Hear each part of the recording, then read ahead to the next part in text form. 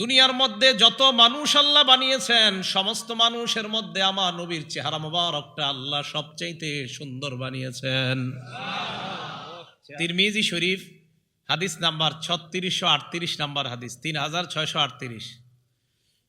লাম ইয়াকুন বিল মুকালসাম, নবীজি সাল্লাল্লাহু আলাইহি ওয়াসাল্লামের চেহারা মোবারকটা একদম গোল ছিল না, একদম গোল ছিল না। কানা ফিল ওয়াজহি তাদবীরুন আবিয়াদ মুশরাবুন, চেহারাটা হালকা গোলের দিকেও ছিল, তবে পুরাপুরি গোল ছিল না, একদম গোল ছিল না, বাকি অনেকটা গোলাকৃতির, কিন্তু পুরাপুরি না। তো মা বোনদের যখন সন্তান সম্ভব হবে ওনাদেরকে বলবেন নবীজিকে এইভাবে কল্পনা করতে। তো রাসূল আকরাম সাল্লাল্লাহু আলাইহি সাল্লামের চেহারা মোবারক একবারে গোল ছিল না, অনেকটা গোলাকৃতির, এমন একটা ভাব নবীজির চেহারা মোবারকের মধ্যে ছিল। মুসলিম শরীফ 2344 নাম্বার হাদিস, এই হাদিসের মধ্যে আসছে এক ব্যক্তি প্রশ্ন করলেন, ওয়াজহুহু মিসলুস সাইফ, আল্লাহর নবীর চেহারা মুবারক কি তরবারির মতো সুন্দর ছিল? ধারালো তরবারি বড় চমৎকার বানাইলে এই তরবারির মতো সুন্দর ছিল কিনা আল্লাহর নবীর চেহারা মুবারক? এক ব্যক্তি প্রশ্ন করলেন। সাহাবা জবাব দিলেন, লা বাল কানা মিসলা শামসি ওয়াল কমার, আল্লাহর নবীর চেহারা মুবারক আকাশের চন্দ্র এবং সূর্যের মতো উজ্জ্বল ছিল। তাহলে তরবারির মতো না, বরং চন্দ্র এবং সূর্যের মতো উজ্জ্বল ছিল। তিরমিজি শরীফের 2811 নাম্বার হাদিস, এই হাদিসটা মনে রাখবেন। জাবির ইবনে সামুরা রাদিয়াল্লাহু তাআলা আনহুর বর্ণনা, নবীজির সাহাবা, তিনি বলেন, রাআইতু রাসূলুল্লাহি সাল্লাল্লাহু আলাইহি ওয়াসাল্লাম, আমি আল্লাহ নবীর চেহারা মুবারকের দিকে তাকাইলাম, নবীর দিকে তাকাইলাম, তাকানোর পর ফাজালতু আনজুরু ইলা রাসূলিল্লাহি ওয়া ইলাল কমার, আমি আল্লাহ নবীর দিকে একবার তাকাই, আবার আকাশের চাঁদের দিকে তাকাইতে লাগলাম। জাবির ইবনে সামুরা বলেন, ওয়াল্লাহি হুয়া আহসানু ইনদি মিনাল কমার, আল্লাহর কসম, আল্লাহ নবীকে আমার কাছে চন্দ্রের চাইতে সুন্দর মনে হয়েছে। আল জামিউস সগীর হাদিস নাম্বার 6475 নাম্বার হাদিসের বর্ণনা, ইয়াতালাল্লাউ ওয়াজহুহু তালাআল কমারি লাইলাতাল বাদরি, পূর্ণিমার চাঁদের রাতে চন্দ্রটা যেমন সুন্দর দেখা যায়, আল্লাহ নবীর চেহারা মুবারকটা পূর্ণিমার চাঁদের মতো এমন সুন্দর লাগতো। আকাশের পূর্ণিমার চাঁদটা যেমন সুন্দর, রাসূল আকরাম সাল্লাল্লাহু আলাইহি সাল্লামের চেহারা মুবারকটা এত সুন্দর করে আল্লাহ বানিয়েছেন। এগুলো 5 নাম্বার কথা, চেহারা নিয়ে আলোচনা। 6 নাম্বার, রাসূল আকরাম সাল্লাল্লাহু আলাইহি সাল্লামের কপাল, কপাল কেমন ছিল?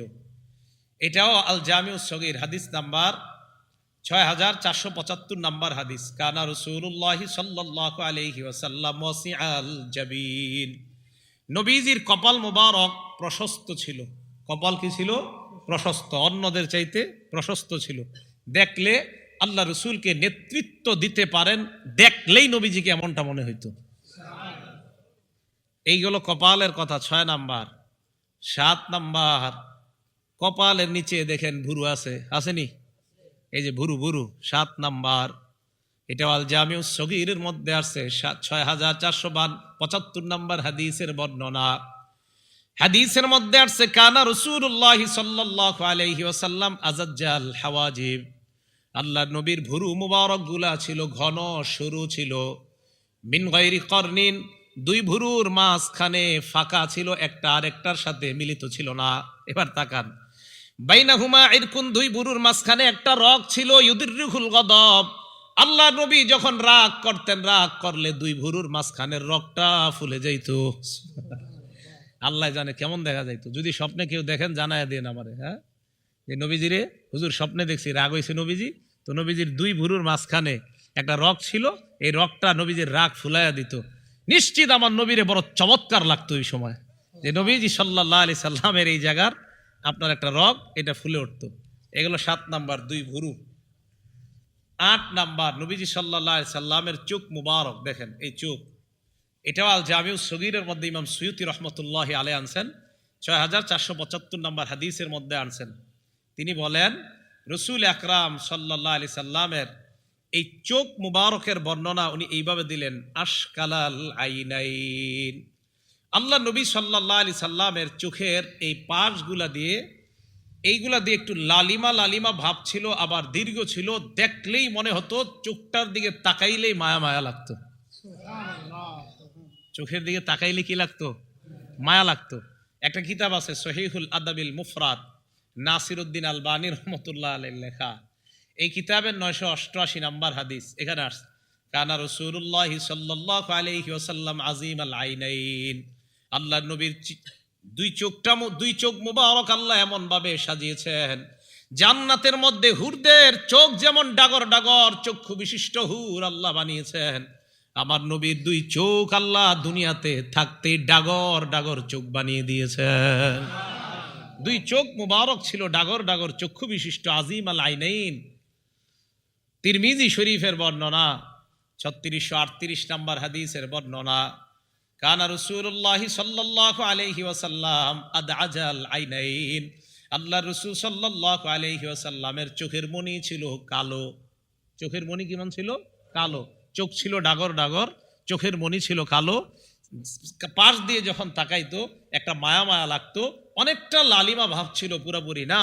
আবার চোখের পাশটা ছিল আপনার বড় বড়, চোখ একদম ছোট ছিল না, আবার অনেক বড় ছিল না, বরং এমন ছিল যার চোখের দিকে তাকাইলে যে কেউ তার চোখের মায়া পড়ে যেত।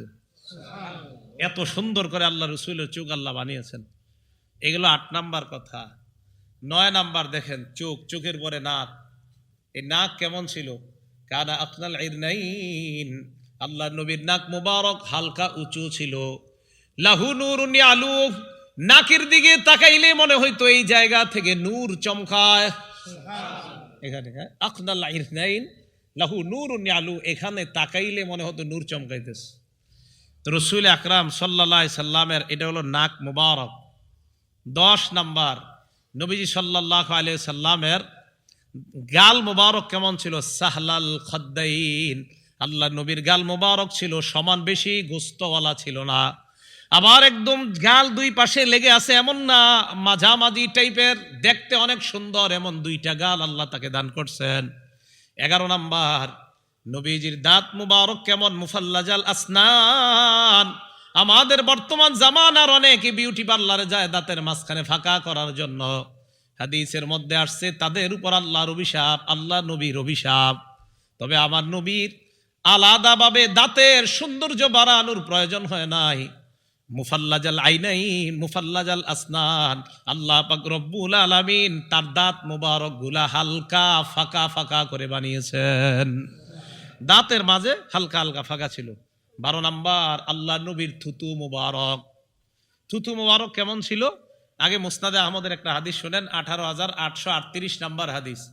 এই হাদিসের মধ্যে আসছে, উতিয়ান নবী সাল্লাল্লাহু আলাইহি ওয়াসাল্লাম বিদালবিম মিম্মা। নবীজির কাছে এক বালতি পানি আনা হয়। পানি আনার পর ফামাদ মাগা মিনহা, আল্লাহ নবী সেখান থেকে পানি নিলেন, নেওয়ার পর কুলি করলেন। কুলি করার পর ওই কুলির পানি বালতির মধ্যে ফালাইলেন, কুলির সাথে থুতু ইত্যাদি আসছে। সাহাবারা বলেন বালতির ভিতর থেকে মেশক আম্বরের ঘ্রাণ বের হওয়া শুরু হয়। তাহলে থুতু মুবারক এত বরকতপূর্ণ ছিল। বুখারী শরীফের একটা হাদিস শুনেন, 4210 নাম্বার হাদিস। বিসমিল্লাহ। এই হাদিসের মধ্যে আসছে খায়বারের যুদ্ধ বিজয় হইতেছে না, মুসলমানরা বিজয় করতে পারতেছে না। এই হাদিসের বর্ণনাকারী সাহাবার নাম সাহাল ইবনে সাদ রাদিয়াল্লাহু তাআলা। তিনি বলেন, ক্বালা রাসূলুল্লাহি সাল্লাল্লাহু আলাইহি ওয়াসাল্লাম ইয়াউমা খায়বার। খায়বারের যুদ্ধের দিন আল্লাহ নবী বললেন, লা উতিয়ান্না রায়াতা গাদান রাজুলান ইউহিব্বুল্লাহ ওয়া রাসূলুহু ওয়া ইউহিব্বুহুল্লাহু ওয়া রাসূলুহু। আল্লাহ নবী বলেন, আগামীকাল পতাকা আমি এমন এক ব্যক্তির হাতে দিব, যে ব্যক্তি আল্লাহকে ভালোবাসে, আল্লাহর রাসূলকে ভালোবাসে, শুধু তাই নয়, ওই ব্যক্তিকে আল্লাহ এবং তার রাসূলও মহব্বত করেন। যেই ব্যক্তি আল্লাহ আল্লাহ রসুলকে ভালোবাসে এবং যাকে আল্লাহ আল্লাহ রসুল মহব্বত করে, ইফতাহুল্লাহু আলা ইয়াদাইহি, আল্লাহ নবী বলেন ওই ব্যক্তির হাতে আল্লাহ খায়বারের বিজয় দান করবেন। সাহাবারা রাতের বেলা ঘুমায় না, ফাবাতু ইয়াদুকুনা। সাহাবারা রাতের বেলা এই চিন্তায় কাটাইতে লাগলো, কারে জানি সকালবেলা আল্লাহ নবী তরবারিটা দেয়, পতাকাটা কার হাতে জানি দেয়। এই চিন্তায় রাতের বেলা সাহাবারা ঘুমায় না, পেরেশান। ফালাম্মা আসবাহু গাদাউ আলা রাসূলিল্লাহি সাল্লাল্লাহু আলাইহি ওয়াসাল্লাম, সকাল যখন হয় সবাই আল্লাহর নবীর কাছে আসলেন। নবীজি এইভাবে সবার দিকে তাকায়, তাকানোর পর আল্লাহর নবী বললেন, নবীজি সবার দিকে যখন তাকায় সাহাবারা বললেন কুল্লুহুম ইয়ারজু আইয়ুতাহা রায়াক, সবার আশা আল্লাহ নবী মনে হয় আমাকেই পতাকাটা দিবেন, সবারই আশা মনে হয় পতাকাটা আমাকেই দান করবেন। এদিক সেদিক তাকায় বললেন আইনা আলী ইবনু আবি তালেব, আলী ইবনে আবি তালেব আমার সাহাবা আলী কোথায়? সাহাবারা জবাব দিলেন ইস্তাকি আইনাইহি ইয়া রাসূলুল্লাহ, আপনার সাহাবা আলীর চোখের মধ্যে সমস্যা, তাই আজকে আসতে পারে নাই। ফারসালু ইলাইহি, আল্লাহ নবী হযরত আলীকে ডাকলেন। ডাকার পর বললেন আলী সবাইকে ডাকলাম পতাকা দেওয়ার জন্য, তুমি কেন আসো নাই? বলে আমার চোখের মধ্যে সমস্যা। ফাবাসাকা ফি আইনাই, হযরত আলীর চোখে আল্লাহ নবী থুতু মুবারক লাগায় দেয়। থুতু দেওয়ার পর হযরতে আলী ফাবারা কাআল্লাম ইয়াকুন বিহি ওয়াজাউন, এমন ভাবে সুস্থ হয়ে যায় মনে হয় হযরত আলীর চোখে জিন্দেগিতে কোনো অসুস্থতা হয় নাই। এই ছিল নবী সাল্লাল্লাহু আলাইহি সাল্লামের থুতু মুবারকের অবস্থা।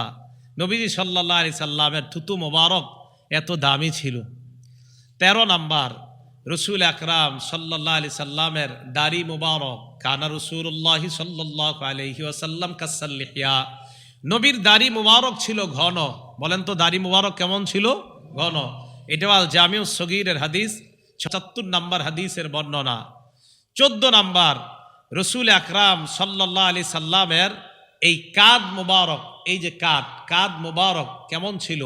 নবীজি সাল্লাল্লাহু আলাইহি সাল্লামের কাঁধ মুবারক, এটা আল জামিউস সগীরের মধ্যে আসছে। দেখেন কি কয়, আমার নবীর কাঁধ মুবারক এত সুন্দর, কাআন্না উনুকাহু, গর্দান মুবারক এত সুন্দর, কাআন্না উনুকাহু জিদু দুমিয়াতিন ফি সাফাইল ফিদ্দা। হাদিসের মধ্যে আসছে নবীর গর্দান মুবারক এত সুন্দর, মণি মুক্তা রূপার একটা প্লেটের মধ্যে রাখলে যেমন চকচক করে, আমার নবীর গর্দান মুবারকটা আল্লাহ এমন ভাবে সাজিয়ে দিয়েছেন। এটা হলো গর্দান মুবারকের অবস্থা। 15 নাম্বার, আল্লাহ নবীর সাহাবা বলেন, মুসলিম শরীফের 2344 নাম্বার হাদিসের বর্ণনা, রাআইতুল খাতামা ইনদা কাতিফিহি, নবীজির কাঁধ মুবারকের এই জায়গায় পিঠের উপরের অংশে দেখলাম মিসলাবাইদাতিল হামামা, কবুতরের ডিমের মতো একটা ছোট্ট কি জানি দেখা যায়। জিজ্ঞাসা করলাম এটা কি? নবী জবাব দিলেন এটাই হলো নবুয়তের মোহর, এটাই হলো মোহরে নবুয়ত। কাঁধ মুবারকের নিচে পিঠের উপরে আল্লাহ পাক কবুতরের ডিমের মতো আল্লাহ নবীর মোহরে নবুয়ত লাগায় দেয়। এই জায়গায় নবুয়তের মোহরটা আল্লাহ লাগিয়ে দিয়েছেন। 16 নাম্বার, নবীজির বুক মুবারক, হাদিসে আসছে কানা রাসূলুল্লাহ সাল্লাল্লাহু আলাইহি ওয়াসাল্লাম আরিয়া সাদিয়াইন, এই বুকের দুই পাশে পশম ছিল না, আর বুক ছিল খুব সরু। হাদিসের বর্ণনা, কানা রাসূলুল্লাহ সাল্লাল্লাহু আলাইহি ওয়াসাল্লাম আরিদাস সাদরি, নবীজির বুক ছিল সরু, নবীজির বুক ছিল আপনার প্রশস্ত, আর বুকের দুই পাশে বেশি পশম ছিল না। এবার দেখেন 17 নাম্বার, এই জায়গা থেকে এই জায়গা পর্যন্ত দাকিকাল মাসরুবা, আল্লাহর নবীর বুক থেকে নাভি পর্যন্ত মনে হয় খেজুর গাছের মতো ছোট্ট করে পশমের একটা রেখা দেখা যায়।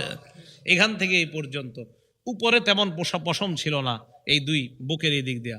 আর পেট কেমন ছিল? পেট, এটা আল জামিউস সগীরের মধ্যে আসছে 6475, এটা 75 নাম্বার হাদিসে আসছে। পেটের ব্যাপারে আসছে সাওয়া আল বাতনি ওয়াস সদরি, পেট এবং বুক ছিল সমান সমান, আমগো মতো পেট বড় হয় নাই। হ্যাঁ, পেট আর বুক ছিল সমান সমান। হ্যাঁ, আপনারা জিমে যান না, আমার নবীরে ফলো করেন, জিমেও যাওয়া লাগবে না। এশার নামাজের আগে খানা খান, খানা খাওয়ার পর এশার নামাজ পড়েন, 2 রাকাত সুন্নত পড়েন, 3 রাকাত বিতির পড়েন, আরো 8 রাকাত পড়েন। নবী সারা বছর 8 রাকাত তাহাজ্জুদ পড়তেন। এই 8 রাকাত পড়ার পর আপনি ঘুমায়া যান, আপনার পেট জীবনও বাড়বে না। আপনি তো খান রাত 11টায়, খাইয়ে বাস, পেট তো আপনারই বাড়বে। এই জন্য রসুল আকরাম সাল্লাল্লাহু আলাইহি সাল্লামের সাওয়া আল বাতনি ওয়াস সদরি, নবী সাল্লাল্লাহু আলাইহি সাল্লামের পেট এবং বুক মুবারক সমান ছিল, নবীজির পেট বাড়া ছিল না। কত সুন্দর যেন ছিল আল্লাহ রসুল সাল্লাল্লাহু আলাইহি সাল্লাম। এটা ছিল নবীজির বুক মুবারকের অবস্থা। তিরমিজি শরীফের 3637 নাম্বার হাদিস, আলী রাদিয়াল্লাহু তাআলা আনহু কি বলে দেখেন, লাম ইয়াকুন রাসূলুল্লাহ সাল্লাল্লাহু আলাইহি ওয়াসাল্লাম বিত্তাওয়িলিল বাইন, নবীজি একবারে লম্বা ছিল না তাল গাছের মতো। ওয়ালা বিল কাসিরি, আল্লাহ নবী একবারে খাটো ছিলেন না, মাঝামাঝি রকমের এমন সুন্দরভাবে আল্লাহ নবীকে বানিয়েছেন। মুতাদিলাল খালকি, সৃষ্টির মধ্যে সবচাইতে সুন্দর যে সৃষ্টি, এমন ভাবে আল্লাহ নবীকে আল্লাহ বানিয়েছেন। দখমাল কাতিফাইন ওয়াল কদামাইন, হাত এবং পা মুবারক গুলা ছিল মাংসালু। দখমাল কারাদিস, জোড়াগুলা ছিল মাংসালু, শক্তিশালী। আমার লাগে একটু মুসাফা করেন হুজুর। এই মুসাফা করলে, কেউ যদি মুসাফা করতো মনে হইতো নবীজির হাত মুবারক একদম নরম, আর যখন তরবারি ধরতেন আমার নবীর হাত মুবারকের চাইতে এমন সাহসী যোদ্ধার আর কারো হাত ছিল না, এমনি মনে হইতো নরম। আর যখন আপনার তরবারি নিতেন রাসূল সাল্লাল্লাহু আলাইহি সাল্লামের এই মাংসপেশি এত সুন্দর হয়ে যেত। দখমাল কারাদিস, জোড়াগুলাও আল্লাহ এত সুন্দরভাবে রাসূল সাল্লাল্লাহু আলাইহি সাল্লামের হাত পায়ের জোড়াগুলাও আল্লাহ এমন সুন্দরভাবে সাজিয়েছেন। এই কথাগুলা কেন বললাম? রাসূল আকরাম সাল্লাল্লাহু আলাইহি সাল্লামকে আল্লাহ রবিউল আউয়াল মাসে দুনিয়াতে পাঠিয়েছেন। তো আমাদের মা বোনরা নাটক সিনেমাগুলা না দেখা আমার নবীর নিয়ে একটু ভাবেন, নবীজির আকৃতি গঠন নিয়ে একটু ভাবেন। এই জন্য আপনারা কি করবেন, বাংলায় বেরোইছে শামাইলে তিরমিজি, বলেন কি বললাম? মসজিদের ইমাম সাহেব, খতিব সাহেব, মাদ্রাসার আলেমদের সাথে পরামর্শ করে যোগাযোগ করে এই একটা কিতাব সবাই কিনে নেবেন। যারা বিয়ে করছেন, স্ত্রী সন্তান সম্ভবা, বিবির হাতে এই বইটা দিয়ে বলবেন এটা পড়ো। ওখানে আছে নবীজির হাত কেমন, কান কেমন, নাক কেমন, চোখ কেমন, সব ওখানে দেওয়া আছে। আপনার বিবি পড়বে আর কল্পনা করবে সন্তানের উপর এই প্রভাব আল্লাহ সৃষ্টি করে দিবেন। কথাগুলো বুঝে আসছে সবার? তো রাসূল আকরাম সাল্লাল্লাহু আলাইহি সাল্লাম দুনিয়াতে আসলেন, এমন সুন্দরভাবে আল্লাহ বানাইলেন। 40 বছর বয়সে আল্লাহ ওনাকে নবুয়ত দান করলেন। নাসাই শরীফের হাদিস, হাদিস নাম্বার 4191 নাম্বার হাদিসের বর্ণনা। আব্দুর রহমান ইবনে আব্দে রব্বিল কাবাহ, তাবির নাম, উনি বলেন আতাইতু ইলা আব্দুল্লাহ ইবনে আমর রাদিয়াল্লাহু তাআলা আন, আমি নবীর সাহাবা আব্দুল্লাহ ইবনে আমরের কাছে গেলাম। হুয়া জালিসুন ফি জিল্লিল কাবা, তিনি তখন কাবার ছায়ার মধ্যে বসা। ওয়ান্নাসু আলাইহি মুজতামিউন, জনগণ তাকে ঘেরাও করে আছে। সবাই আমরা আল্লাহ নবীর সামনে দাঁড়ানো। হঠাৎ আল্লাহ নবীর সাহাবার সামনে দাঁড়ানো, হঠাৎ আল্লাহ নবীর সাহাবা বললেন কুন্না মা রাসূলিল্লাহি সাল্লাল্লাহু আলাইহি ওয়াসাল্লাম ফি সাফার, আমরা আল্লাহ নবীর সাথে এক সফরের মধ্যে ছিলাম। ইদ নাযালনা মানজিলা, সফর করতে করতে এক জায়গায় আমরা যাত্রা বিরতি দিলাম। যাত্রা বিরতি দেওয়ার পর আমাদের সাহাবাদের মধ্যে 3টা দল হয়ে যায়। ফামিন্না মাইয়াদ্রিবু খিবা, একদল তাবু টানায়, একদল তাবু টানাইতেছে। ওয়ামিন্না মাইয়ান তাদিলু, আরেক দল তীর নিশানা ঠিক করতেছে, তীরের প্রতিযোগিতা। ওয়ামিন্না মান হুয়া ফি জাশরাতিহি, আরেক দল তার পশুগুলা চারণভূমির মধ্যে চড়ায়, পশুরে পানি খাওয়ায়, ঘাস খাওয়ায়। তো দেখেন কি হয়েছে, এক ব্যক্তি গিয়া 3 দল সাহাবারে ডাক দিলেন। কি বললেন? ইজনাদা মুনাদি রাসূলিল্লাহি সাল্লাল্লাহু আলাইহি ওয়াসাল্লাম আস-সালাতু জামিআ, হঠাৎ একজন আহ্বানকারী আল্লাহ নবীর সাহাবাদেরকে গিয়ে বললেন নামাজের সময় হয়ে গেছে, সবাই তোমরা জামাতে উপস্থিত হও। ফাজতামানা আলাইহি, আমরা জামাতে আসলাম। জামাতে আসার পর আল্লাহ নবী আমাদের সামনে দাঁড়াইলেন, দাঁড়িয়ে আমাদের উদ্দেশ্যে একটা ভাষণ দিলেন। ভাষণের মধ্যে বললেন ইন্নাহু লাম ইয়াকুন নাবিয়্যুন ক্বাবলি ইল্লা কানা হাক্কান আলাইহি আইয়াদুল্লাহ উম্মাতাহু আলা মা ইয়ালামুহু খায়রান লাহুম ওয়া ইউনজিরু কওমাহু আলা মা ইয়ালামুহু শাররান লাহুম, আমি সহ আমার পূর্বে যত নবী দুনিয়ার মধ্যে আসছে সমস্ত নবী তার উম্মতের জন্য মৌলিকভাবে 2টা দায়িত্ব আদায় করা লাগতো। কয়টা দায়িত্ব? সব নবী তার উম্মতের জন্য 2টা দায়িত্ব পালন করা লাগতো, আমি সহ যত নবী দুনিয়াতে আসছে। 1 নাম্বার, উম্মতের জন্য যা কল্যাণকর, এই কল্যাণকর বিষয়টা উম্মতকে জানায়া দেওয়া। আর উম্মতের জন্য যা অকল্যাণকর বিষয় থেকে উম্মতকে সতর্ক করা। এই কল্যাণকর আর অকল্যাণকর বিষয় নবী আমাদেরকে জানিয়ে দেয়। জানানোর পর এখন আমরা নবীজি সাল্লাল্লাহু আলাইহি সাল্লাম কি কি অকল্যাণ, অনেক কিছু আছে, এর মধ্যে কিছু হাদিসের মধ্যে আছে। যেমন একটা উদাহরণ, নাসাই শরীফ হাদিস নাম্বার 4161 নাম্বার হাদিস। এই হাদিসের মধ্যে আসছে ক্বালা রাসূলুল্লাহি সাল্লাল্লাহু আলাইহি ওয়াসাল্লাম, আল্লাহ নবী বলেন বাইউনি আলা আন লা তুশরিকু বিল্লাহি শাইআ, আমার কাছে তোমরা বায়াত হও, তোমরা আল্লাহর সাথে শিরিক করবা না। ওয়ালা তাসরিকু, তোমরা চুরি করবে না। ওয়ালা তাজিনু, তোমরা ব্যভিচার করবে না। ওয়ালা তাকতুলু আওলাদাকুম খাশিয়াতা ইনফাক, দারিদ্রতার ভয়ে তোমরা সন্তান হত্যা করবা না। ছেলে নিলে মেয়ে নিলে কে খাওয়াইবো এই চিন্তায় সন্তান নেয় না, হত্যা করে সন্তান। কি করে বলেন তো? এই যে সন্তান না নেয় এইভাবে, যে সন্তান আরেকটা হইলে কে খাওয়াইবো, এটা সন্তান হত্যা করে। ওয়ালা তাকতুলু আওলাদাকুম, সন্তান হত্যা করবে না। 5 নাম্বার, ওয়ালা তাতুনা বিবুহতানিন তাফতারুনাহু বাইনা আইদিকুম ওয়া আরজুলিকুম, বানিয়ে বানিয়ে তোমরা মিথ্যা কথা বলবা না। 6 নাম্বার, ওয়ালা তাসুনি ফি মারুফ, ন্যায় কাজে আমি নবীর নাফরমানি তোমরা করবা না। এটা সাহাবাদেরকে নবী বললেন। এখন সাহাবাদের রিঅ্যাকশন দেখেন। নাসাই শরীফ হাদিস নাম্বার 4149 নাম্বার হাদিস। সাহাবা উবাদা ইবনে সামিত বলেন, বায়ানান নবী সাল্লাল্লাহু আলাইহি ওয়াসাল্লাম আলা সামঈ ওয়াত তাআ। এখন আপনারা একটা বাংলা বলাবো, আপনারাও বলবেন। সাহাবা বলেন, আমরা আল্লাহর নবীর হাতে হাত রেখে বায়াত হলাম, নবীর কথা শুনবো এবং মানবো। বলেন, নবীর কথা শুনবো এবং মানবো। এটা সাহাবারা বললেন। এবার দেখেন কি কয়, ফিল ইউসরি ওয়াল উসরি, আমার অনুকূলে হলেও নবীর কথা মানবো, আমার প্রতিকূলে হলেও মানবো, আমার পক্ষে হলেও মানবো, আমার বিপক্ষে হলেও মানবো। ওয়াল মানশাতি ওয়াল মুকরাহি, সুখেও নবীর কথা মানবো, দুঃখেও নবীর কথা মানবো। ওয়া আন লা নুনাজি আল আমর আহলা, যোগ্য ব্যক্তি যদি যোগ্য আসনে বসে যায় তার বিরোধিতা আমরা করব না।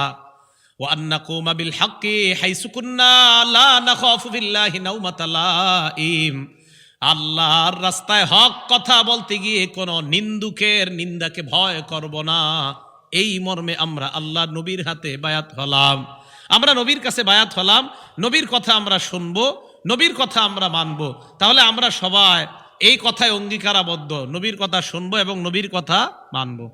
তাহলে নবীরে আল্লাহ পাঠাইলেন।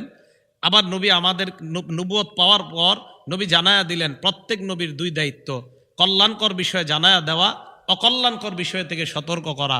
চুরি করা অকল্যাণকর, জিনা করা অকল্যাণকর, ব্যভিচার অকল্যাণকর, হত্যা অকল্যাণকর, এই সব বিষয়গুলা জানাইলেন। আবার আমরা অঙ্গীকার করলাম, হুজুর আমরা আপনার হাতে বায়াত হলাম, বায়াত হয়ে অঙ্গীকার করলাম আমরা কোনো অন্যায় কাজ করব না। এবার দেখেন আল্লাহ কোরআনে কি বলে সূরা হাসরে, মা আতাকুমুর রাসূলু ফাখুযু, নবী তোমাদেরকে যা দেয় তা তোমরা গ্রহণ করো। ওয়া মা নাহাকুম আনহু ফান্তাহু, নবী যা থেকে নিষেধ করে তা থেকে তোমরা বিরত হও। আল্লাহ বললেন নবী যা দেয় তা গ্রহণ করো, নবী যা থেকে নিষেধ করে তা থেকে বিরত হও। এবার আমার আপনার প্রশ্ন, নবী আমাদেরকে কি দিয়েছেন? যেইটা দিয়েছেন এটা আমরা গ্রহণ করব। সহিহুত তারগীব 40 নম্বর হাদিসের বর্ণনা, আল্লাহ নবী বলেন, তারাকতু ফীকুম মা ইন ইতাসামতুম বিহি ফালান তাদিল্লু আবাদা, আমি তোমাদের কাছে 2টি জিনিস দিয়ে গেলাম, এই 2টা আঁকড়ে ধরবা, কখনো তোমরা পথভ্রষ্ট হবা না। আল্লাহ বলছে দা দিছে তা গ্রহণ করো। বলেন নবী কয় জিনিস দিছে? 2 জিনিস, কিতাব আল্লাহ, আল্লাহর কোরআন, 2 নাম্বার ও সুন্নাত রাসূলি, আল্লাহর নবীর সুন্নত। 1 নাম্বার কোরআন, 2 নাম্বার সুন্নত। খুব মন দিয়ে শুনেন, কোন দিকে আমি একটা গুরুত্বপূর্ণ কথার দিকে আগাইতেছি। 1 নাম্বার কোরআন, 2 নাম্বার সুন্নত। এখন বোঝা গেল আমরা কোরআন সুন্নাহ মানবো, আর কোরআন সুন্নাহ থেকে আমরা সব শিখবো কোনটা কল্যাণকর আর কোনটা অকল্যাণকর। ইবনে মাজাহ হাদিস নাম্বার 11, এই হাদিসের বর্ণনাকারী জাবের রাদিয়াল্লাহু তাআলা আন, তিনি বলেন, আন জাবির ইবনে আব্দুল্লাহ রাদিয়াল্লাহু তাআলা আন, জাবির ইবনে আব্দুল্লাহ বলেন, কুন্না ইনদান নবী সাল্লাল্লাহু আলাইহি ওয়াসাল্লাম, আমরা আল্লাহর নবীর সামনে আসি, নবীজি আমাদের সামনে আসলেন, খত্ত রাসূলুল্লাহ, খত্ত নবী একটা লম্বা দাগ দিলেন, দাগ দেওয়ার পর খত্ত খত্তাইনি আন ইয়ামিনি, ডানে 2টা দাগ দিলেন, ও খত্ত খত্তাইনি আন শিমালি, বামে 2টা দাগ দিলেন। আবার নবী আসলেন, আসার পর মাঝে একটা দাগ দিলেন, ডানে 2টা দাগ দিলেন, বামে 2টা দাগ দিলেন। দেওয়ার পর সুম্মা ওয়াদাআ ইয়াদাহুন নবী সাল্লাল্লাহু আলাইহি ওয়াসাল্লাম ফিল খত্তিল আওসাত, আল্লাহ নবী তার হাত মুবারক মাঝখানের রাস্তার মাঝখানের দাগের উপর রাখলেন। বলেন তো দাগ কি একটা দিছে না অনেকগুলা? অনেক, কিন্তু রাখছে কোনটার উপর? মাঝখানে। মাঝখানের দাগে হাত রাখার পর নবী বললেন, হাযা সাবিলুল্লাহি মুস্তাকিমা, এটাই হলো আল্লাহর সোজা রাস্তা, এটা হলো আল্লাহর সোজা রাস্তা তথা কোরআন সুন্নাহর রাস্তা, এটাই। তো কোরআন সুন্নাহর রাস্তা একটা, এটা সিরাতে মুস্তাকিম। আশেপাশের রাস্তা সব শয়তানের রাস্তা। প্রত্যেক রাস্তায় এক শয়তান দাঁড়ায়া দাঁড়ায়া আমাকে আপনাকে আহ্বান করে। বলেন কোরআন সুন্নাহর রাস্তার নাম কি? সিরাতে মুস্তাকিম। তাহলে কোরআন সুন্নাহর রাস্তা হলো মাঝের রাস্তাটা, আশেপাশের রাস্তাগুলা শয়তানের রাস্তা। কল্যাণকর আর অকল্যাণকর বিষয় জানবো থেকে? কোরআন সুন্নাহ থেকে। আর কোরআন সুন্নাহ অনুযায়ী চলবো যেই রাস্তা, ওই রাস্তাটার নামে সিরাতে মুস্তাকিম। ইবনে মাজার 12 নম্বর হাদিস, যে মূল কথাটা আমি যেটা বলার জন্য চাইতেছিলাম, এই কিছু ওই কথার দিকে আসলাম এখন। এবার ইবনে মাজার হাদিসটা শুনেন। এই হাদিসের বর্ণনাকারী মিকদাম ইবনে মাদি কারব রাদিয়াল্লাহু তাআলা তিনি বলেন, রাসূল আকরাম সাল্লাল্লাহু আলাইহি সাল্লাম ইরশাদ করেন, ইউশিকুর রাজুলু মুত্তাকিয়ান আলা আরিকাতি। শেষ জামানায় কিছু মানুষ কোরআন পড়তে পড়তে এত বড় গবেষক হবে, হওয়ার পর সিংহাসনের মধ্যে বসা থাকবে আর ভাব ধরবে আমার চাইতে বড় পণ্ডিত আর দুনিয়ায় কেউ নাই। শুধু কোরআন পড়তে পড়তে অনেক বড় গবেষক হয়ে গেছে কোরআন। এবার ওই ব্যক্তির সামনে আমি আপনি আমরা কেউ গেলাম, যাওয়ার পর হাদিস পেশ করলাম, ইউহাদ্দাসু বিহাদিসিম মিন্নি, আমার হাদিস তার সামনে যখন পেশ করা হয়, ওই ব্যক্তি বলবে, বাইনানা ওয়া বাইনাকুম কিতাবুল্লাহ, আমাদের মাঝে তোমাদের মাঝে আল্লাহর কোরআন থাকতে হাদিসের কি প্রয়োজন? আওয়াজ দিয়ে বলেন নাউজুবিল্লাহ। কোরআন থাকতে হাদিসের কি প্রয়োজন? বলেন আমগো কাছে নবীজি কি শুধু কোরআন দিছে না কোরআন সুন্নাহ? না, আবার আল্লাহ কইছে নবী যা দিছে এটা গ্রহণ করো। নবী দিছে কয় জিনিস? কোরআন এবং সুন্নাহ।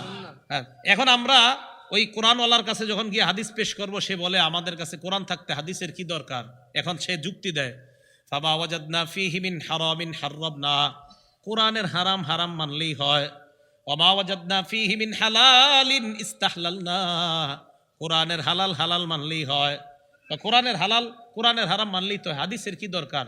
নবীজি বলেন তার মুখের উপর তখন বলে দিবা, আলা ওয়া ইন্নামা হাররামা রাসূলুল্লাহ মিসলু মা হাররামাল্লাহ, নবী যা হারাম করে, নবীর হারাম করাটা আল্লাহর হারামের মতো বিধিবদ্ধ হয়ে যায়।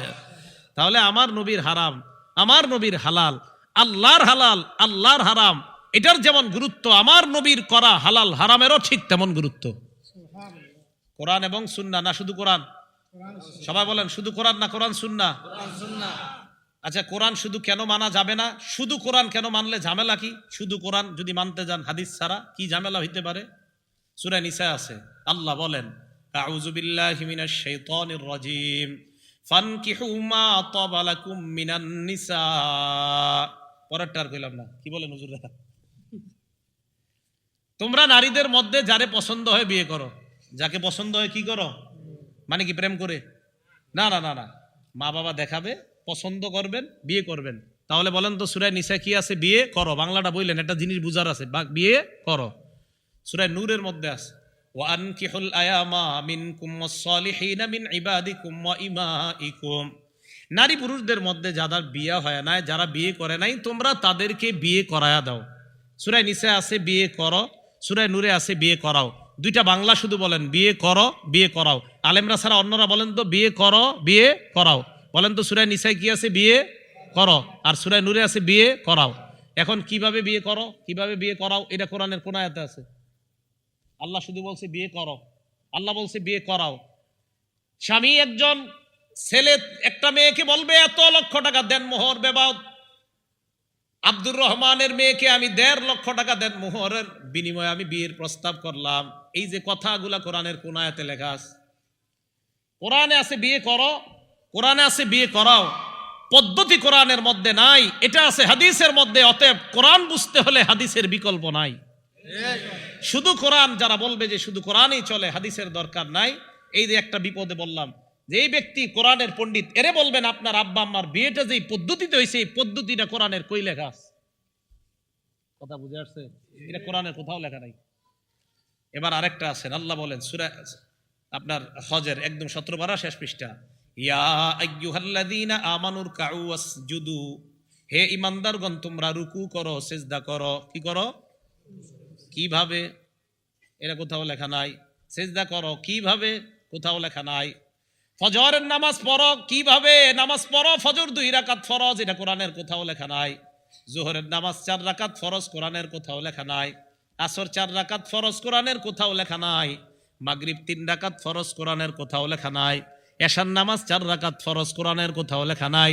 যারা বলে কোরআন থাকতে হাদিসের প্রয়োজন নাই, তাদের টার্গেট হলো আপনাদেরকে তারা মসজিদ থেকে বের করে নামাজ থেকে দূরে সরাইতে চায়। কারণ এরা এক সময় আপনার ওই গুরু ঠাকুররা আপনারে বলবে কি জানেন, এক সময় এই কোরআনে নামাজ পড়ো আছে, রুকু করো আছে, সেজদা করো আছে, তুই মসজিদে যেই নিয়ম পড়ছো এটাকে আছে, তো আপনিও বলবেন না অলরেডি ফেসবুকে এই জাতীয় দাওয়াত চলতেছে। তাহলে বলেন কোরআনে আছে রুকু করো, কিভাবে করো? হাদিসে। বলবেন আপনারা কোরআনে আছে রুকু করো, কিভাবে কোথায় আছে? হাদিসে। কোরআনে আছে সেজদা করো, কিভাবে কোথায় আছে? হাদিসে। কোরআনে আছে বিয়ে করো, কিভাবে এটা কোথায় আছে? হাদিসে। কোরআনে আছে বিয়ে করাও, কিভাবে করাবা কোথায় আছে? হাদিসে। তাহলে শুধু কোরআন না শুধু সুন্নাহ না কোরআন সুন্নাহ? কোরআন সুন্নাহ। মাশাআল্লাহ, এটাই বলছে আল্লাহ, আমার নবী যা দিয়েছে তা গ্রহণ করো, যা থেকে নিষেধ করেছে তা থেকে বিরত থাকো। নবী বিদায় হজে আমাদেরকে দুইটা জিনিস দিয়ে গেলেন, একটা কোরআন আর একটা হলো সুন্নাহ। মনে থাকবে তো কথাটা? একটা হলো কোরআন আর একটা হলো সুন্নাহ। এটা রাসূল সাল্লাল্লাহু আলাইহি সাল্লাম আমাদেরকে দিয়ে গিয়েছেন। এবার দেখেন বুখারী শরীফের 349 নম্বর হাদিস। এই হাদিস লম্বা হাদিস। নবীজি মেরাজ থেকে আসছেন, আসার পর আল্লাহ নবীর সাথে হযরত মুসা নবীর সাক্ষাৎ। মুসা নবী আমাদের নবীকে প্রশ্ন করলেন, আল্লাহ আপনাকে কি দিয়েছেন? আমাদের নবী জবাব দিলেন, খামসিনা সালাতা, 50 ওয়াক্ত নামাজ আল্লাহ আমাকে দিয়েছেন। মুসা নবী কয়, যান যান নামাজ কমায় আনেন। কমাইতে কমাইতে কোনো বর্ণনায় 5, কোনো বর্ণনায় 10, 5 করে কমায় বা 10 করে কমায়, কমাইতে কমাইতে আছে আর 5 ওয়াক্ত। নবীজি 5 ওয়াক্ত নিয়ে দুনিয়ায় রওনা করলেন। আল্লাহ ডাক দিয়ে বললেন, হাবিব লা ইউবাদদালুল কওলু লাদাইয়া, আমার কথার কোনো পরিবর্তন নাই। 50 ওয়াক্ত পড়লে সওয়াব দিতাম 50 ওয়াক্তের, এখন যদি 5 ওয়াক্ত পড়ে সওয়াব আগেরটাই 50 ওয়াক্তের সওয়াব দিয়ে দিলাম। ঘটনা এই জায়গায় না। এই হাদিস কেন শোনাইলাম? আমাদের দেশে কোরআনের পণ্ডিত বলে, আমার মাথায় ধরে না আল্লাহ কেন একদিনে 50 ওয়াক্ত নামাজ দিবে, এটা ওনার মাথায় ধরে নাই। কোরআনের গবেষক, আমাদের দেশের এক কোরআনের গবেষক বলে ফেলছে। ওই গবেষকের এক মুরিদ এক মাদ্রাসায় 1 লক্ষ টাকা দিত প্রত্যেক মাসে। আমাদের বাংলাদেশের এক নরসিংদীর এক মাদ্রাসায় 1 লক্ষ, মানে প্রত্যেক বছর 1 লক্ষ টাকা দিত। এখন শুধু উনি এই কারণে আর 1 লক্ষ টাকা দান করবে না, কারণ ওই মাদ্রাসায় হাদিস পড়ানো হয়, উনি হাদিস যে মাদ্রাসায় পড়ানো হয় সেখানে দান করবে না, শুধু কোরআন পড়ানো হলে সেখানে দান করবে। এই মুরিদ সাহেবের পীর সাহেব যিনি আমাদের বাংলাদেশে স্টিল উনি এখনো বেঁচে আছে, ওই গুরু, উনি বলছে ওনার মাথায় ধরে না একদিনে আল্লাহ 50 ওয়াক্ত কেনই বা দিবে, যদিও পরে 5 ওয়াক্ত হয়েছে, কিন্তু আল্লাহ তো 50 কেন দিলেন? এর পুনর প্রশ্ন হলো আল্লাহ 50 কেন দিবে? এরকম অযৌক্তিক কাজ আল্লাহ কেন করবে? তো উনি বলে এগুলা মানুষের বানানো, বুখারী তিনি বানায় লেখছে। এটা হযরতের দাবি। আমি হযরতের দাবি মেনে নিয়ে নগদ ওনার মুরিদকে পাল্টা প্রশ্ন কইরা 2 বছর বা 2.5 বা 3 বছর হয়ে গেছে এই প্রশ্ন করছি। আমি বললাম, মানে আল্লাহ ওই মুহূর্তে সূরা মাআরিজের এক আয়াত মাথায় দিয়ে দিয়েছি, ঠিক ওই মুহূর্তে গাড়িতে বসে আল্লাহ তাআলা বলেন, তারজুল মালাইকাতু ওয়ার রূহু ইলাইহি ফি ইয়াউমিন কানা মিকদারুহু 50 আলফা সানা। হাদিসের মধ্যে ওনার মাথায় ঢুকে না আল্লাহ একদিনে 50 ওয়াক্ত কেন দিলেন? কোরআনের সূরা মাআরিজের মধ্যে আছে একদিনের সমান হবে 50,000 বছরের সমান। এখন বলেন 50 বেশি না 50,000 বেশি? এখন উনি বুখারীর 50 মানতে পারে নাই। উনি যখন গবেষণা করতে করতে সূরা মাআরিজে আসবে তখন বলবে আমি কোরআনও মানি না, কারণ ওনার একদিনে 50 মাথায় ধরে না, তো একদিন 50,000 বছর এটা মাথায় ধরবো কেমনে? তাহলে ওই সময় বলবে আমি কোরআনও মানি না। সূরা মাআরিজে আছে একদিনের সমান 50,000 বছর, আর আল্লাহ একদিনে 50 ওয়াক্ত মাত্র নামাজ দিছে, তো ওনার এটা ধরে নাই। তো আমি ওনারে বলছি, আপনার গুরুকে বললেন যে ওনার মাথায় ওই 50,000 বছর কিভাবে ধরবে? সম্ভবত গুরু সাহেব এখনো গবেষণা করতে করতে এখানে আসে নাই। তাহলে কোরআন না সুন্নাহ না কোরআন সুন্নাহ? মসজিদে জুমার দিন আজান দেয় কয়টা? আরে কয় না কা? বিসমিল্লাহ। জুমার আগে আজান কয়টা? জুমার আগে আর কি, জুমার নামাজের আগে 2 আজান। এক আজানে মসজিদে যান, আরেক আজানে হুজুর খুতবা দেয়, ঠিক না? এখন প্রশ্ন হইল হুজুর 2 আজান কই পাইলেন? 2 আজান আপনারা কোথায় পাইলেন? উত্তর হইল এক আজান তো নবীজির সুন্নত, তো বুঝলাম নবীর সুন্নত, আরেক আজান কই পাইলেন? তো আমি জবাব দিলাম আরেক আজান হযরত উসমান গনির সুন্নত। উসমান গনির সুন্নত যে মানতে হইব এটা কই আছে? এত প্রশ্ন আজীব। সব সময় মনে রাখবেন, বলবেন ইবনে মাজাহ হাদিসের কিতাব। কোন কিতাব? 42 নাম্বার হাদিস। বলেন কয় নাম্বার হাদিস? এই হাদিসে নবীজি বলেন, আলাইকুম বিসুন্নতি, তোমরা আমার সুন্নত আঁকড়ে ধরো। তাহলে জুমার আগে এক আজান নবীর সুন্নত থেকে পাইলাম, নবীর সুন্নত আঁকড়ে ধরলাম, এক আজান এটা বুঝলাম, নবীর সুন্নত আঁকড়ে ধরলাম। এবার হুজুর আর এক আজান, ওয়া সুন্নাতিল খুলাফা ইর রাশিদিন আল মাহদিয়িন। এরপরে নবী কয় হেদায়েত প্রাপ্ত খুলাফায়ে রাশেদার সুন্নত তোমরা আঁকড়ে ধরবা। বলেন তো চার খলিফার মধ্যে হযরত উসমান আছে না নাই? তাহলে আলাইকুম বিসুন্নতি দিয়া এক আজান, ওয়া সুন্নাতিল খুলাফা ইর রাশিদিন দিয়া আরেক আজান। অতএব দুই আজান দেওয়া মানে আল্লাহ নবীর সুন্নতের কথা মেনে নেওয়া। অতএব দুই আজান দেওয়া মানে নবীর কথা মেনে নেওয়া। কারণ নবী ইবনে মাজার 42 নম্বর হাদিসে বলছে তোমরা আমার সুন্নত ধরো, খোলাফায়ে রাশেদার সুন্নত। দেখেন খোলাফায়ে রাশেদার ধর, মনে করেন এই চারজনের সুন্নত ধরো, খোলাফায়ে রাশেদার সুন্নত। তো আমার সুন্নত পালন করতে গিয়ে এক আজান, খোলাফায়ে রাশেদার মধ্যে হযরত উসমানের সুন্নত আরেক আজান। তো উসমানের সুন্নত পালন করাও মানে নবীর কথা মানা, কারণ নবী তো বলছে আমার খোলাফায়ে রাশেদা সাহাবা যারা তাদের সুন্নত আঁকড়ে ধরো। তাহলে দুই আজান মানা মানে আল্লাহ রাসূল সাল্লাল্লাহু আলাইহি সাল্লামের কথা মেনে নেওয়া। আলেম ছাড়া অন্য যারা ঠিক কইতাছেন বুঝা ঠিক কইতাছেন না বুঝা? বুঝা।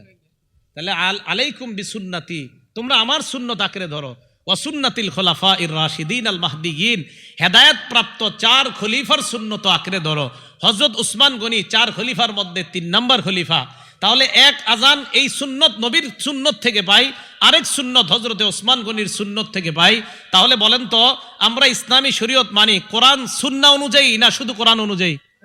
সুন্নাহ অনুযায়ী। আর সুন্নতের সংজ্ঞাটা কি শুধু নবীর সুন্নত না সাহাবাদেরও সুন্নত? মাশাআল্লাহ ভাই, যদি বুঝা থাকেন তো অনেক ভালো কথা। তো রাসূল আকরাম সাল্লাল্লাহু আলাইহি সাল্লাম এবার কি বলে দেখেন, বুখারী শরীফ 7281 নাম্বার হাদিস, জাআত মালাইকাতুন ইলান নবী সাল্লাল্লাহু আলাইহি ওয়াসাল্লাম।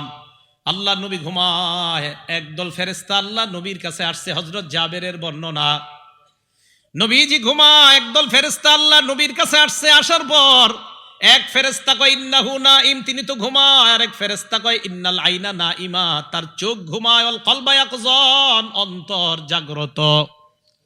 আবার বলি নবীজি ঘুমায় রইছে, ফেরেশতারা নবীর সামনে।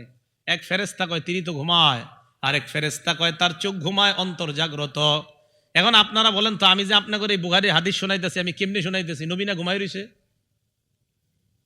হাদিসটা নবীর না? আরে নবীজির হাদিস না তো নবীজি না ঘুমায় রইছে? মাশাআল্লাহ, কে কইছে এটা? কলব জাগ্রত। আপনি আলেম না তো? না, এই তো পাওয়া গেছে শ্রোতা একজন, আলেম ছাড়াও একজন বুঝছে নবীর কলব তো জাগ্রত আছে, এই জন্য তো এই হাদিস আমরা জানতে পারছি। ফেরেশতা আসছে, আসার পর এক ফেরেশতা কয় তিনি তো ঘুমায়, আরেক ফেরেশতা কয় না তার চোখ ঘুমায়, অন্তর ঘুমায় না। তো রাসূল আকরাম সাল্লাল্লাহু আলাইহি সাল্লাম ঘুমায় রইছে। এবার আরেক ফেরেশতা কয় ইন্নালি সাহিবিকুম হাযা মাসালা, এই ব্যক্তির একটা দৃষ্টান্ত আছে, ফাদরিবু লাহু মাসালা, তার দৃষ্টান্তটা দিয়ে দাও। ফেরেশতারা কয় এই যিনি ঘুমিয়ে রইছে ওনার একটা দৃষ্টান্ত আছে, এটা দাও তোমরা, এই দৃষ্টান্তটা বলো। এবার আরেক ফেরেশতা কয় ইন্নাহু নাইম, তিনি তো ঘুমায়। আরেক ফেরেশতা কয় ইন্নাল আইনা নাইমা ওয়াল কলবা ইয়াকযান, তার চোখ ঘুমায়, অন্তর ঘুমায় না।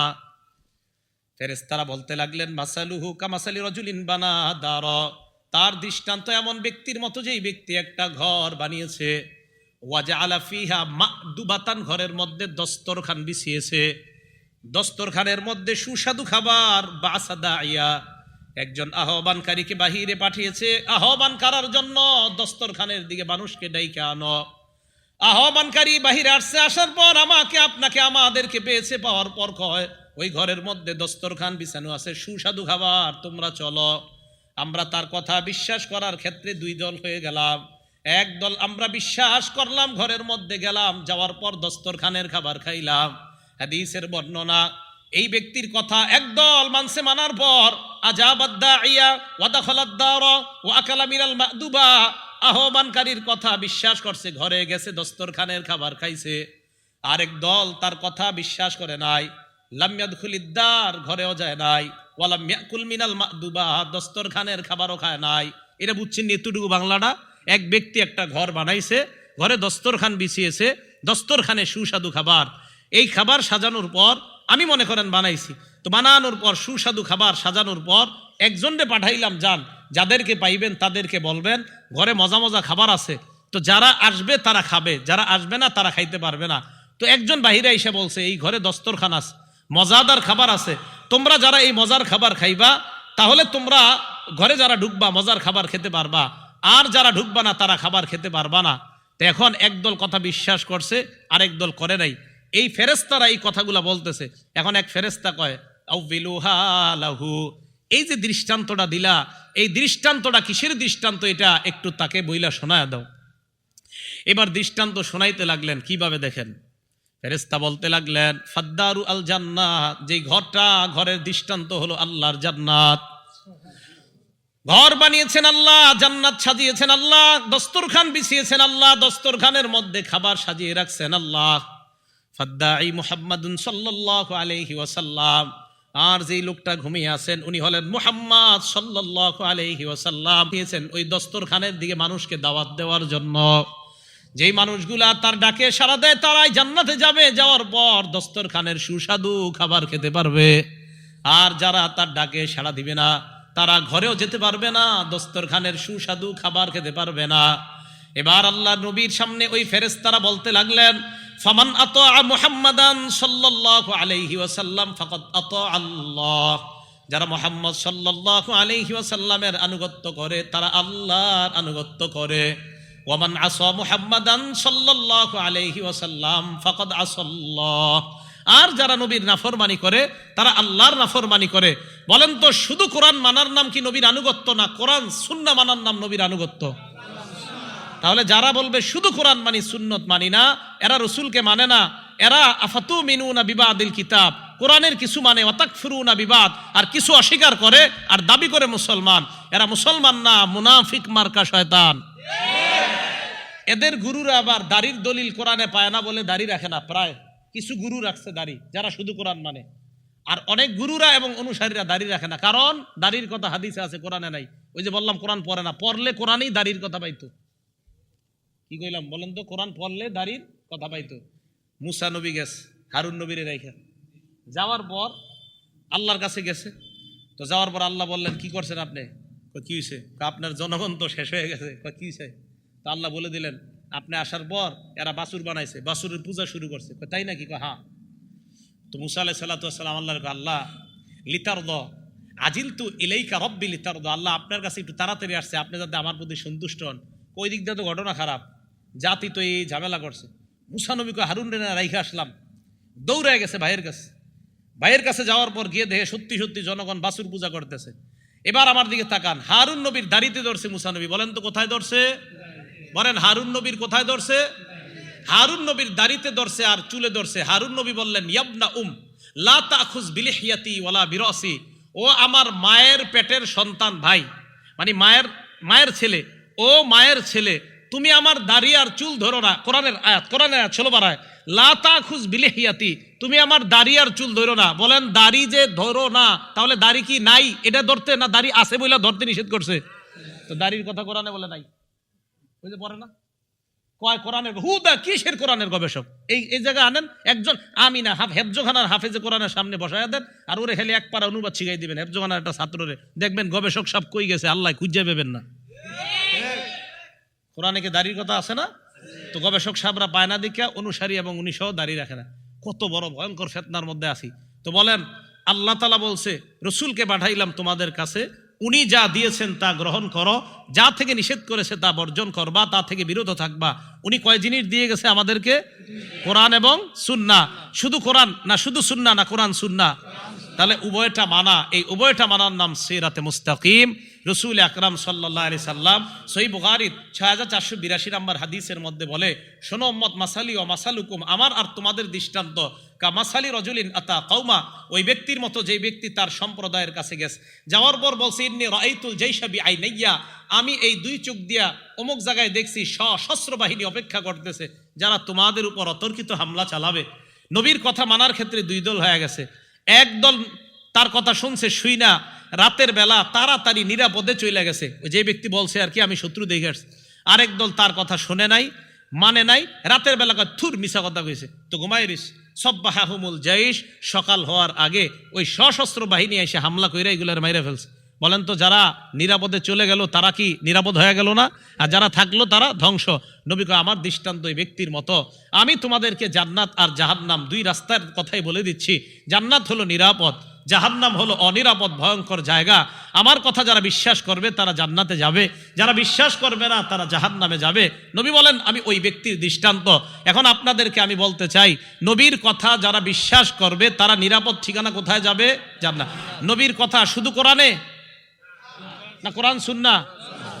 তাহলে রাসূল আকরাম সাল্লাল্লাহু আলাইহি সাল্লাম যেই দুই জিনিস রেখে গেলেন, কোরআন এবং সুন্নাহ, এই উভয়টা যেন আঁকড়ে ধরে আমরা সবাই কবরে যাইতে পারি, কিয়ামতের ময়দানে উঠতে পারি, একসাথে জান্নাতে যেতে পারি। আল্লাহ তৌফিক দান করেন। আমিন। ওয়া আখিরু দাওয়ানা আনিল হামদুলিল্লাহি রাব্বিল আলামিন।